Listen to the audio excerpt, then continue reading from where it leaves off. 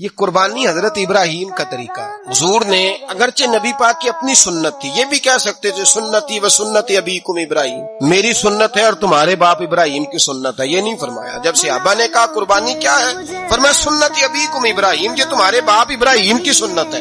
ہر صاحب نصاب پر قربانی واجب ہے. جو زکوٰۃ کا نصاب رکھتا ہو اس پر قربانی واجب ہے، یعنی ضروریات سے زیادہ اتنے پیسے، جتنے پیسوں سے زکوٰۃ فرض ہوتی ہے اتنے پیسے جس آدمی کے پاس قربانی سے پہلے آ جائیں اس آدمی پر قربانی کرنا واجب ہے. بکرا، چھترا، دمبا 1 سال کا یا دمبا 6 مہینے کا ہو پر اتنا بڑا محسوس ہوتا ہو کہ لگے کہ 1 سال کا ہے، اس کی قربانی ہو سکتی ہے. جانور میں کوئی عیب نہیں ہونا چاہیے، اتنا کمزور نہ ہو کہ ذبح جہاں اسے کرنا ہے وہاں وہ چل کے جا نہ سکے، اتنا کمزور جانور نہ ہو، اس کے اندر بظاہر کوئی اتنا بڑا نقص نہ پایا جاتا ہو، کانا نہ ہو، لنگڑا نہ ہو، کوئی اس کی ہاتھ نہ کٹے ہوئے ہو، ایسا نقص جو واضح ہو. بکرا 1 سال کا، گائے اور بھینس یہ 2 سال کی، اونٹ 5 سال کا. اب اس میں یہ ہے کہ ہمارے بہت سارے دوست چونکہ ہم دیہاتی لوگ ہیں تو پوچھتے ہیں کہ دوندا نہیں ہے تو چوگا نہیں ہے، تو یہ ہماری پنجابی کی اصطلاحات ہیں. پنجابی کی شریعت اسلامیہ نے سال بتائے ہیں، یہ تو ہم نے اپنی آسانی کے لیے یا دیہاتوں میں جو ماحول تھا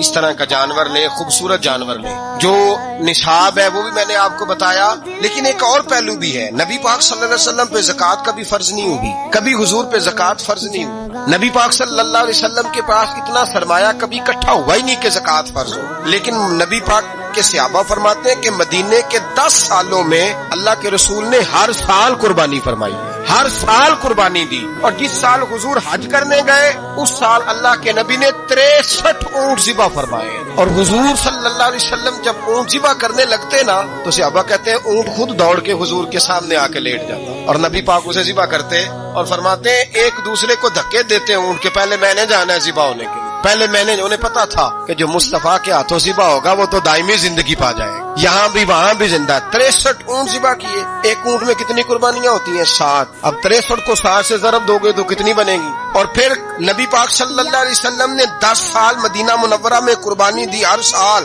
اب وہ 63 اونٹ، ایک اونٹ میں 7 قربانیاں، ہر سال 11 قربانی. اور مولا علی شیر خدا فرماتے ہیں نبی پاک 2 قربانیاں دیتے. میں نے کہا حضور 2 جانور ذبح کر رہے ہیں آپ، تو حضور نے فرمایا ایک میری طرف سے، ایک میری امت کی طرف سے، غریبوں کی طرف سے. اور حضرت علی کو حضور نے وصیت فرمائی تو 2 دیا کرے گا. یا رسول اللہ صلی اللہ علیہ وسلم میں غلام ہوں، خادم ہوں. حضور نے فرمایا علی ایک تو نے اپنی دینی ہے، ایک میری طرف سے دینی ہے. 2 قربانیاں. مولا علی نے بھی ساری زندگی 2 قربانیاں دی. حضرت علی بھی مال کے نصاب نہیں، اپنا مکان ہی نہیں تھا، کوئی کاروبار نہیں تھا، کئی دن فاقے رہتے تھے، اور قربانیاں کتنی دیتے تھے؟ 2. ہمارے پاس ویسے اگر سسرال میں، میکے میں، کزنوں میں کچھ شادی ہو جائے تو 50-60 ہزار کا خرچہ برابر ہے، وہ پکا ہے. اور قربانی کی باری غریب ہو گئے، سارے غریب ہو گئے. کہتے نہیں یہاں مشکل ہے. اور خدا کے بندے اللہ کے ساتھ تجارت کر، اس کے رستے میں 1 دے گا، رب تجھے 70 گنا اضافہ کے ساتھ عطا فرمائے گا. قربانی مال کے نصاب پہ ہے. کوشش کیا کریں کہ اللہ کے رستے میں جب دینا ہو پھر لیت اللہ سے بچیں، خوبصورت جانور لائیں. جن کو اللہ نے توفیق دی ہے ان کے لیے نصیحت ہے، جن کو اللہ نے توفیق دی. میں نے اپنے حضرت صاحب کو دیکھا ہے، وہ کہتے تھے کئی جانور اللہ نے بڑا نوازا ہے. کہتے ایک میرا ہے، ایک میرے ماں کا، ایک میرے باپ کا ہے، ایک میرے فلاں استاد صاحب کا، ایک میرے پیر صاحب کا ہے. یہ جانور غوث اعظم جیلانی کا نام کا دے رہا. اور پھر ایک بڑا خوبصورت جانور بندہ ہوتا اور حضرت خود ان کو چارہ ڈال رہے ہوتے تو حضور یہ کیا ہے؟ فرمانے لگے یہ میں رسول اللہ کے نام پہ قربان کروں گا، یہ نبی پاک کے نام پر قربان کیا جائے. جن کو اللہ نے حیثیت دی ہے وہ کوشش کریں اپنے محبوب کی طرف سے بھی قربانی کریں. نبی پاک کے نام کی قربانی دے، خوبصورت سا جانور پیارا، پھر اس کی خدمت، پھر اس کی قربانی دی جائے اور نبی پاک کے نام پر قربانی دی جائے. حضور نے خود وصیت فرمائی حضرت ابو بکر صدیق کو. قربانی بڑا حسین عمل ہے اور میرے نبی پاک صلی اللہ علیہ وسلم نے ناراضگی بھی فرمائی. ذرا خوگر حمد سے تھوڑا سا گلا بھی سن لے. میرے حبیب نے فرمایا جو طاقت کے باوجود قربانی نہ کرے وہ ہماری عیدگاہ میں عید کی نماز پڑھنے نہ آئے، وہ نہ آئے. اور یا رسول اللہ جو کرے گا، فرمایا قربانی کے جانور کا خون کا قطرہ بعد میں زمین پہ گرے گا، اللہ اس کے سارے گناہ پہلے معاف فرما دے گا، اللہ اس کے سارے گناہوں کو بخشے گا. قربانی کریں، خوبصورت انداز میں کریں اللہ کی رضا کے لیے. بزرگوں نے لکھا ہے 3 حصے کرو گوشت کے، ایک گھر میں رکھو، ایک رشتہ داروں میں بانٹو، پڑوسیوں میں بانٹو، اور تیسرا فقط غریبوں کو دو. لیکن میں اکثر یہ سوچتا ہوں کہ ہمارے ہاں قربانی کرتا ہی وہ ہے جن کے گھر میں ہر جمعرات کو چھوٹا گوشت پکتا ہے، اور جن کے گھر میں ہفتے میں 3 دفعہ مرغی کا گوشت پکتا ہے، وہی تو قربانی دینے کے قابل ہو۔ تو وہ بھی اگر قربانی کے بکرے میں سے بھی تیسرا رکھنا چاہیں تو اجازت تو ہے، میں نے کہا سارا رکھنے کی بھی اجازت ہے، لیکن اگر آپ مہربانی کریں، کوشش کریں کہ یار ہم تو سارا سال ہی کھاتے ہیں، اور ہمارے یہاں جو گوشت تقسیم ہوتا ہے نا وہ بھی باری لگی ہوئی ہے، ادھر سے پلیٹ آئی تھی گوشت کی تو ادھر سے بھر کے چلی گئی، بھئی اس نے کی ہے، اس کو بار بار گوشت دینے کا کیا مطلب ہے؟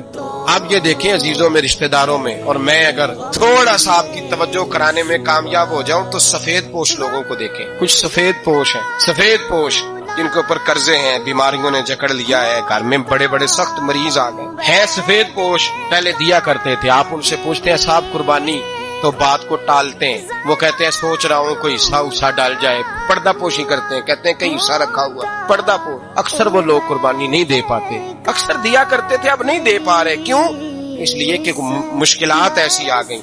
ان لوگوں کا خیال کریں، ان کے گھروں تک گوشت پہنچا کے آئیں، ان پر توجہ کریں۔ وہ سفید پوش آدمی کبھی ذکر نہیں کرے گا، کچھ تو ایسے ہیں جو خود پہنچ جاتے ہیں کہ ہمیں گوشت دیا جائے، لیکن کچھ سفید پوش ہیں لا یسألون الناس الحافا، اللہ فرماتے کچھ لوگ لپٹ لپٹ کے سوال نہیں کرتے، سفید پوشی کا بھرم رکھتے ہیں، کا مزاج نہیں۔ ان کی طرف دیکھیں، اپنے رشتہ داروں کو دیکھیں، خاص کر ان رشتہ داروں کو دیکھیں جن کا آپ کو پتا ہے کہ غریب ہیں، مجبور ہیں، ان کے گھروں میں گوشت بھیجیں، غریب بیٹیوں غریب بہنوں کا خیال کریں، اس طرف متوجہ ہوں، ان کے ساتھ اس نے سلوک کریں، اس طرف آپ لوگ خیال کریں۔ اللہ ہمیں سمجھنے کی توفیق عطا فرمائے۔